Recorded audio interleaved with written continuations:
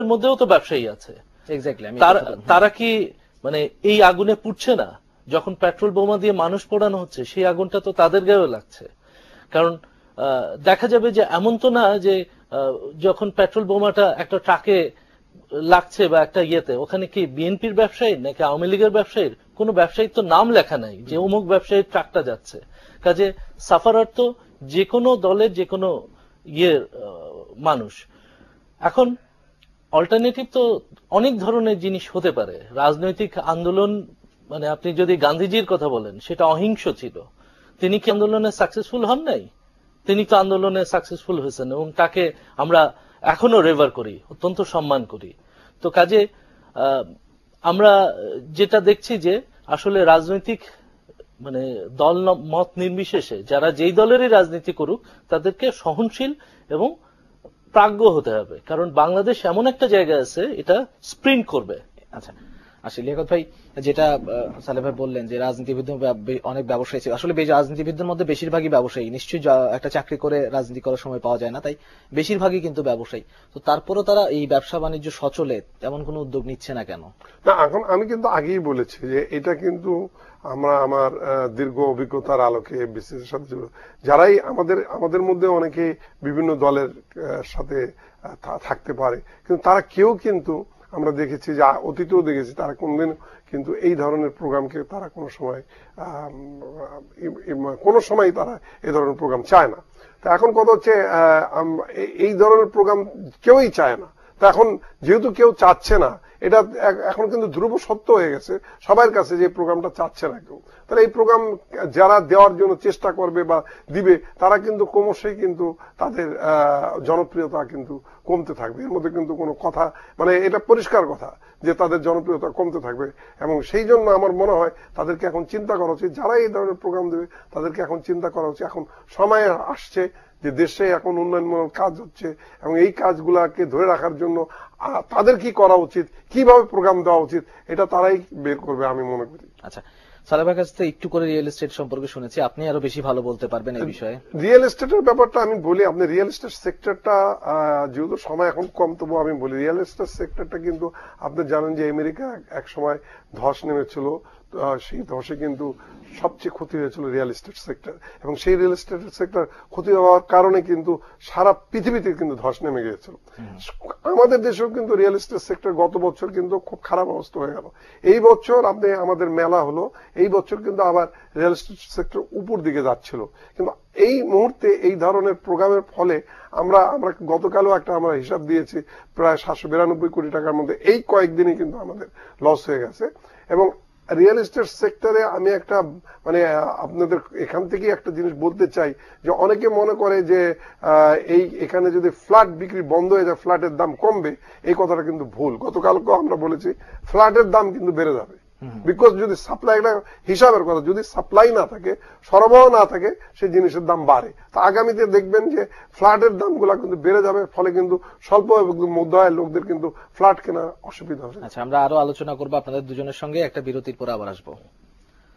দর্শক, Nitol tata Asian investment অনুষ্ঠানে বিরতি নিচ্ছি, ফিরে আসবো এখনই, সাথে থাকুন।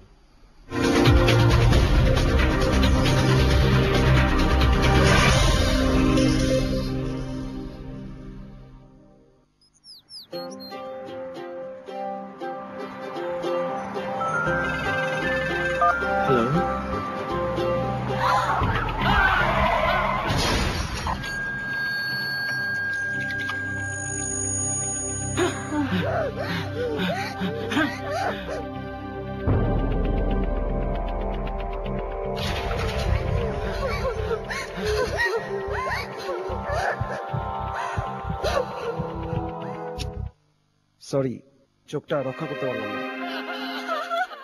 সাবধানে গাড়ি চালান, একটি দুর্ঘটনা সারা জীবনের কান্না। টাটা জেনন পিকআপ, শক্তিশালী 4 cylinder diesel engine.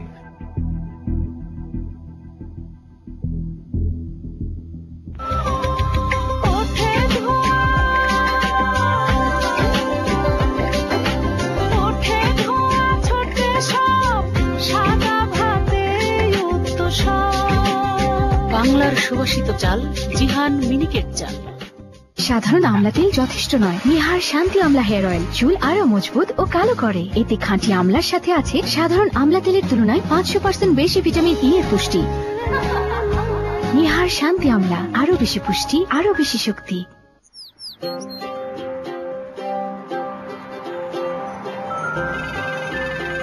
Hello,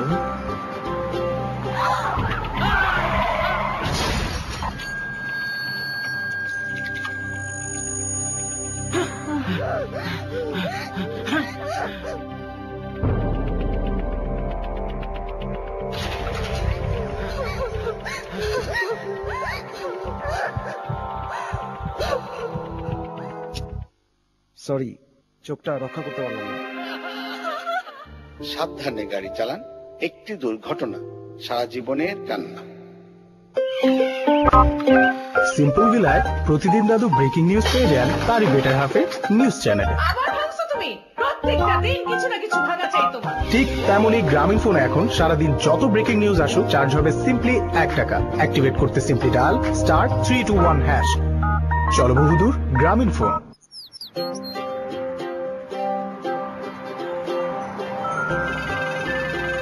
hello,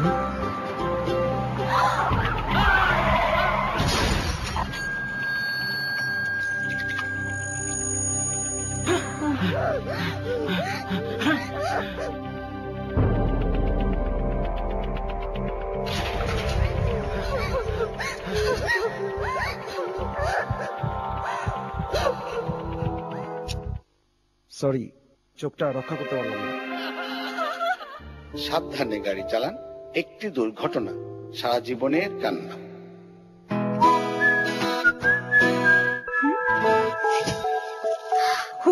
parachute advance বেলি ফুল 150 ml এর সাথে 6টি Sunsilk shampoo mini free. Tata LPT 709 EX2 লম্বা ও শক্তিশালী চেসিস ফ্রেম, অধিক ক্ষমতা সম্পন্ন diesel engine, Nitol Motors Limited. ইমোলিন যুক্ত তিব্বত স্নো ত্বকের গভীরে ঢুকে সব ঋতুতে আপনার ত্বককে করে তোলে মসৃণ ও ফর্সা। তিব্বত স্নো, মসৃণ ও ফর্সা ত্বকের জন্য।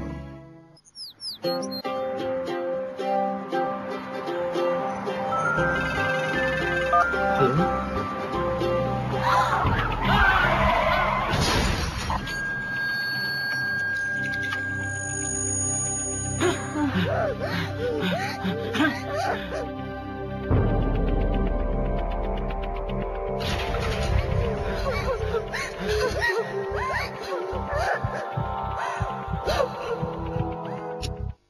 সরি, চোখটা রক্ষা করতে পারলাম না।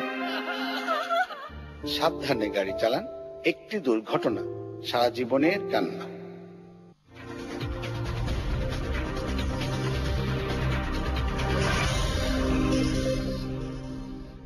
আবারও স্বাগত জানাচ্ছি নিটল টাটা এশিয়ান ইনভেস্টমেন্ট অনুষ্ঠানে। আপনাদের সাথে আছি আমি আহমেদ রাজু। দর্শক, বিরতির আগে আমরা কথা বলছিলাম আবাসন খাত নিয়ে এবং আমাদের সঙ্গে আছেন 7 হর্স সিমেন্ট এবং ডোরিন ডেভেলপমেন্টের সিইও জনাব সালেম মুজাহিদ এবং রিহ্যাবের সহসভাপতি জনাব লিয়াকত আলী ভূঁইয়া। আমরা আবারও ফিরছি তাদের সঙ্গে আলোচনায়। লিয়াকত ভাই, আপনার কাছে আসি। আপনি কিছুক্ষণ আগে জানিয়েছিলেন যে গত বছরের তুলনায় কিন্তু আবাসন খাতে এই বছর গতি কিছুটা বেড়েছে, যেটা মেলার মাধ্যমে আপনি বলেছেন। তো এটার কি কারণ আছে? মানে কোন ধরনের সাপোর্ট বা কোন ধরনের সুবিধা আছে না?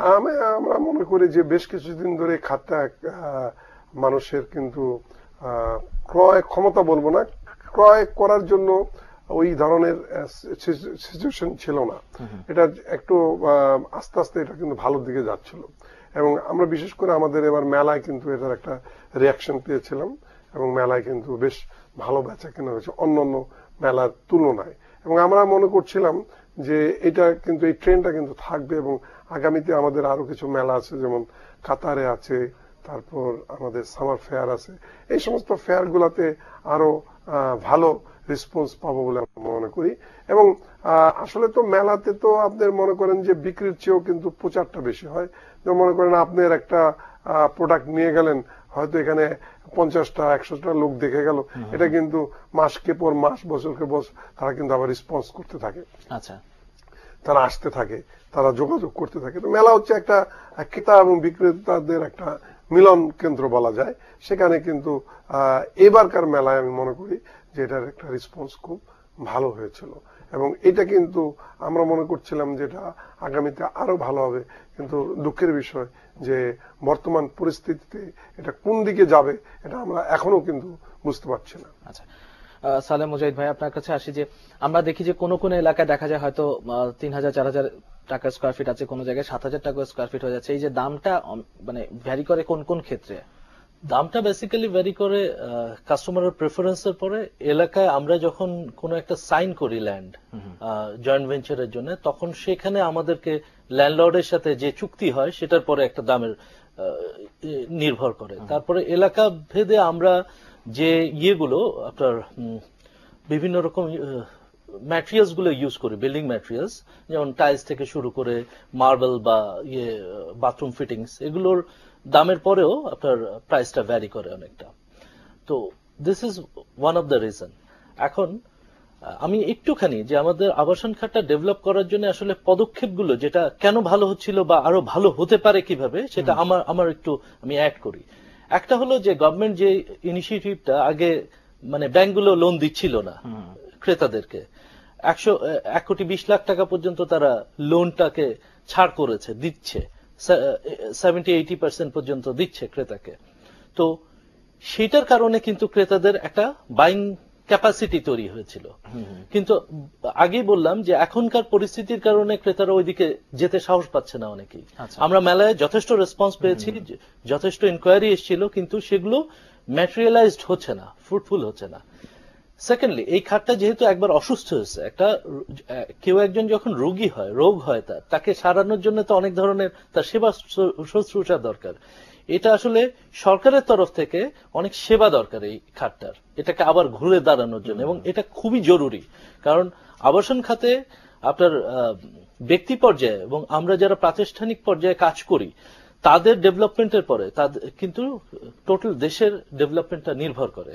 কারণ মানুষের থাকার জায়গাটা অত্যন্ত জরুরি। আমরা যদি সহজে অত্যন্ত কম কস্টে একটা প্রোডাক্ট দিতে পারি কাস্টমারের হাতে, সেটা দেশের উন্নয়নের সাথেও কিন্তু অ্যাড আপ হয়। তো সরকার কি করতে পারে? বাইরের দেশে যেরকম 2-3% ইন্টারেস্ট রেটে লোন দেয় আপনার ইয়েদেরকে, ইনভেস্টরদেরকে, আমাদেরকে কিন্তু গভর্নমেন্ট এই ছাড়টা দিতে পারে।